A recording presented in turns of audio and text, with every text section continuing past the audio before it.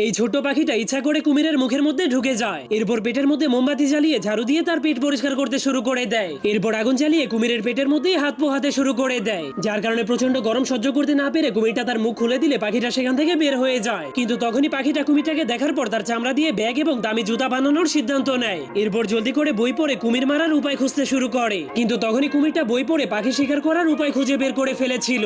এজন্য সে তার টুপির সাহায্যে একটা নৌকা বানিয়ে সেই নৌকাটাকে তার মাথার উপরে দিয়ে লুকিয়ে পড়ে, আর তার পাশেই একটা ফ্রিতে নৌকায় চড়ার বোর্ড লাগিয়ে দেয়। যা দেখার পর হাঁসটা কোনো কিছু না ভেবেই অনেক খুশি হয়ে সেই নৌকায় চড়ে যায়। এরপর তার মাথায় একটা ছাতা দিয়ে ফ্রিতে নৌকায় চড়ার মজা নিতে শুরু করে। কিন্তু তখনই কুমিরটা তার প্ল্যান অনুযায়ী পাখিটাকে খাওয়ার জন্য উপরে নিয়ে যায়। তখন পাখিটা তার ছাতাটাকে বন্ধ করে নিচে তাকালেই কুমিরের আসল মতলব বুঝে যায়। এই জন্য সে জলদি করে জীবন বাঁচানোর জন্য একটা গাছের ডালে নেমে যায়। কিন্তু তখন সেই বোকা কুমিরটা মনে করছিল আজকে সে অনেক মজা করে পাখির মাংস খেতে পারবে। এই জন্য সে অনেক খুশি হয়ে যখনই তার মুখ বন্ধ করে হাসতে শুরু করে দেয়, তখনই হঠাৎ করে সে ওই পাখির ফাঁদে আটকা পড়ে উল্টো